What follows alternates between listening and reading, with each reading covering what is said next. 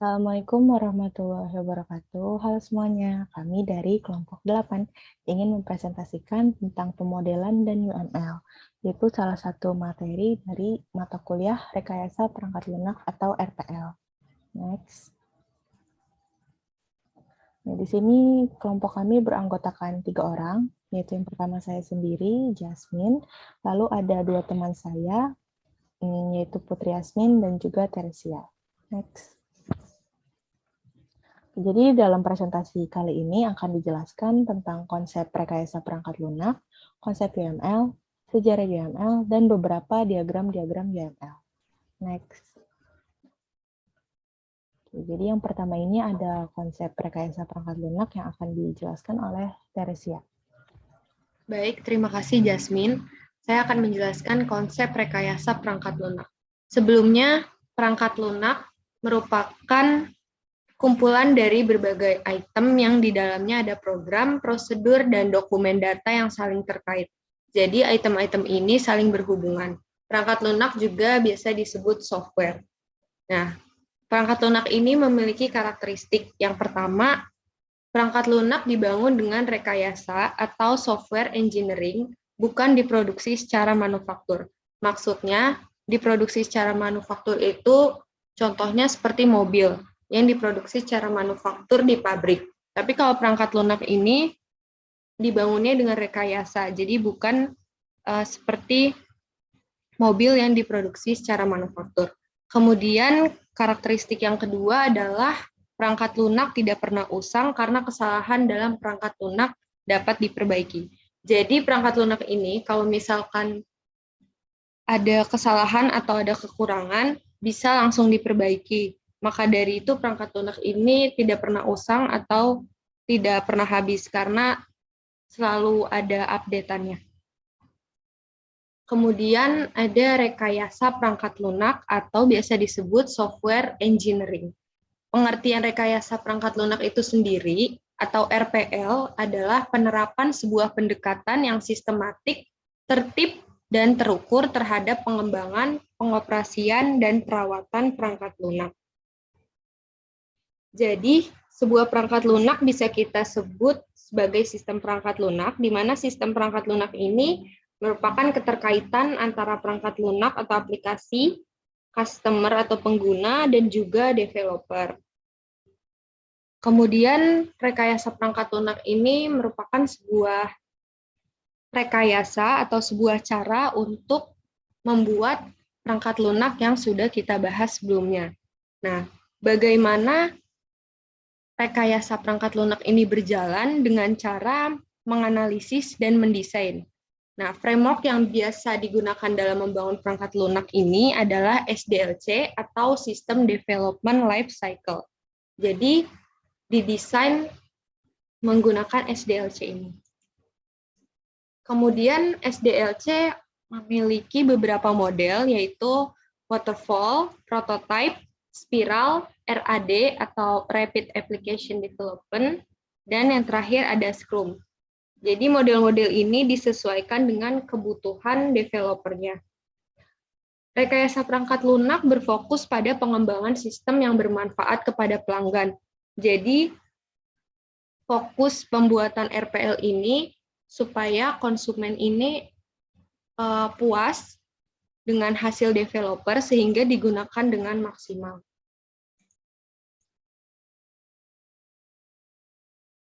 Baik, terima kasih Jessica. Setelah tadi ada konsep RPL, sekarang akan dijelaskan konsep UML. Jadi UML atau Unified Modeling Language ini adalah suatu alat perancangan sistem pada objek dan menjadi visualisasi perancangan dan dokumentasi pembuatan perangkat lunak.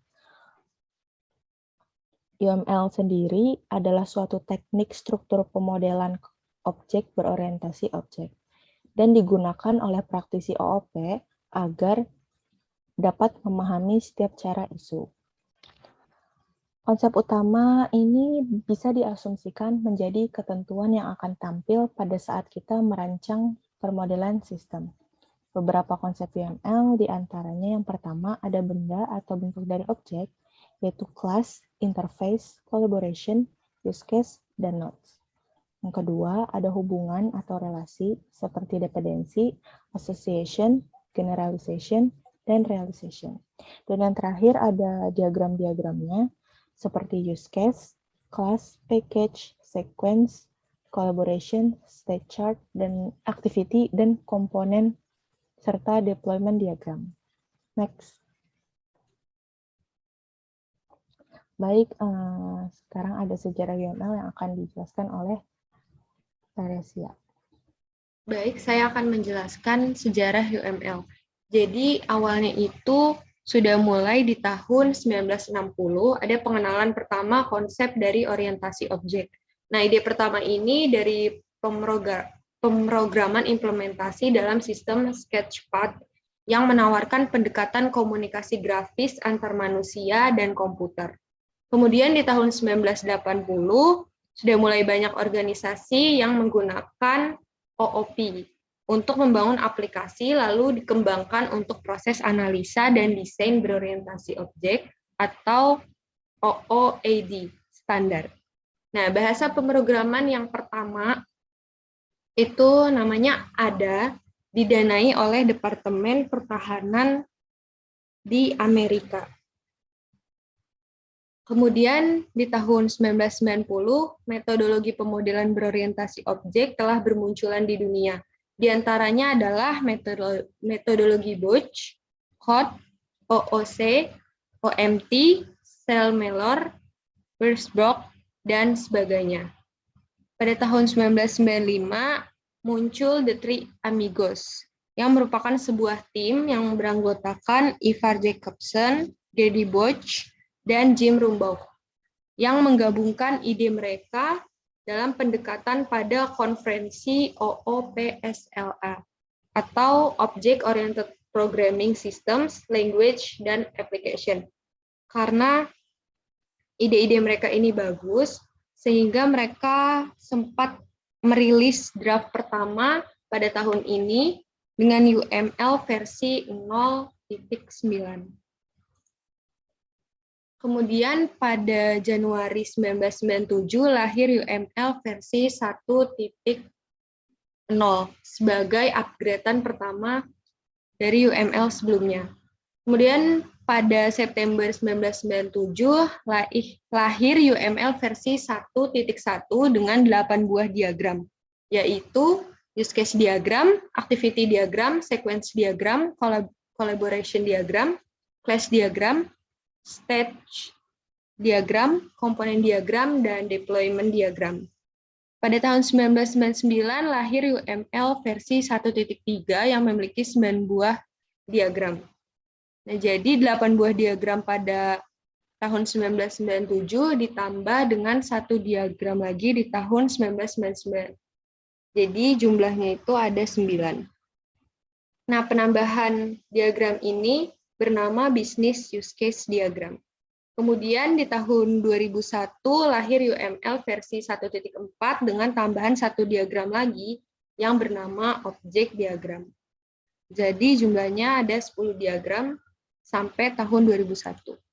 Kemudian di tahun 2002 lahir UML versi 1.4 dengan jumlah 13 diagram.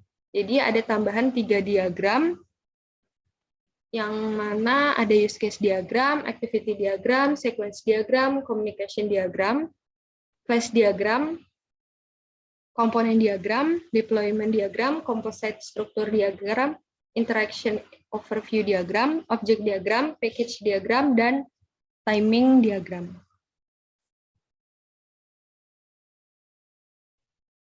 Terima kasih, Teresia.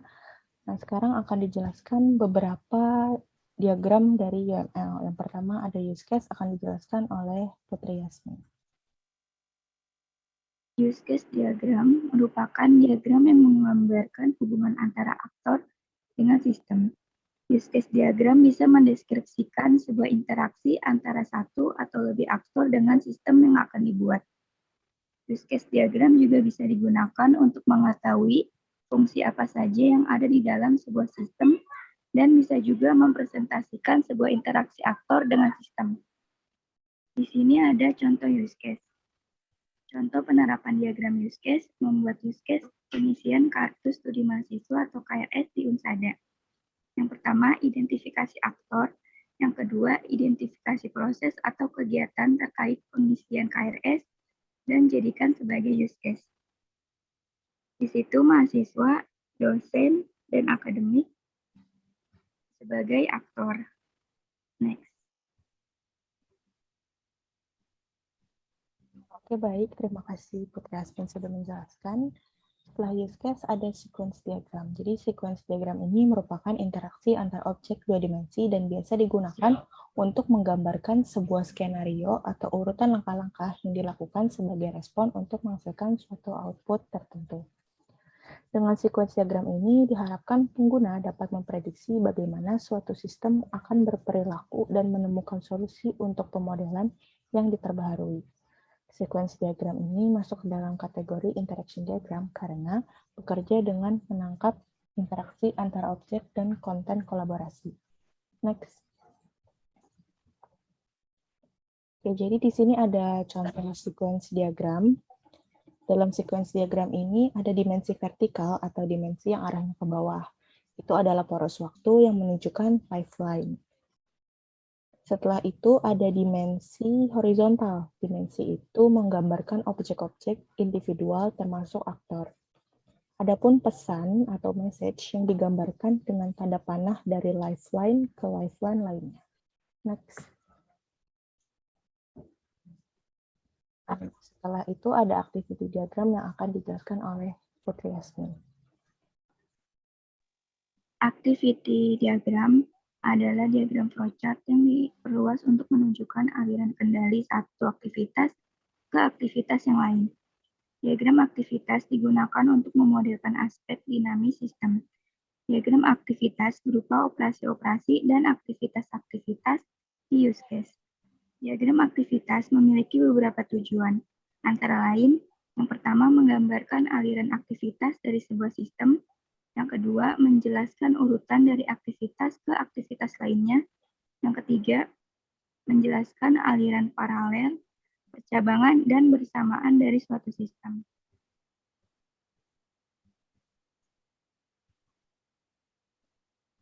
Dan di sini ada contoh activity diagram. Yang di dalam siswa atau guru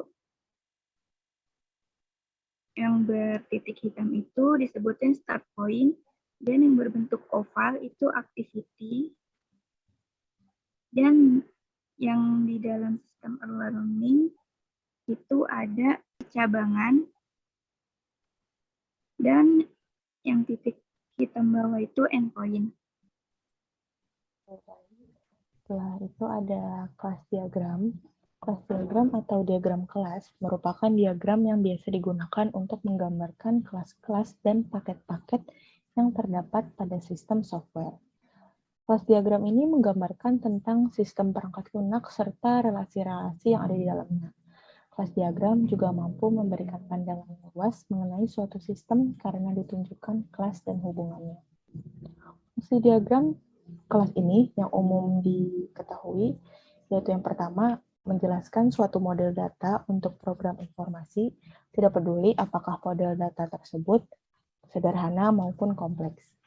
Yang kedua, dengan menguasai kelas diagram ini, maka akan meningkatkan pemahaman mengenai gambaran umum skema dari suatu program. Dan yang ketiga, dengan kelas diagram dapat dibuat bagan secara terperinci dan jelas, serta mampu memberikan penjelasan implementasi-implementasi dari suatu jenis program yang digunakan. Next.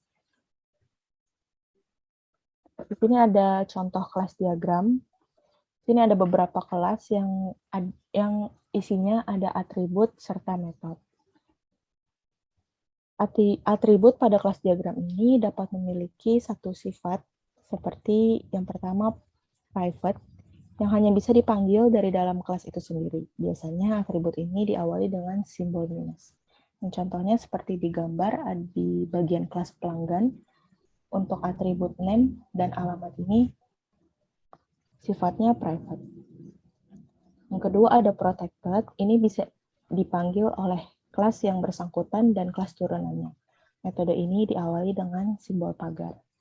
Dan yang terakhir, ada public. Ini dapat dipanggil dari semua objek. Metode atau atribut ini diawali dengan simbol plus. Next. Sekian presentasi dari kami. Kurang lebihnya mohon maaf dan terima kasih.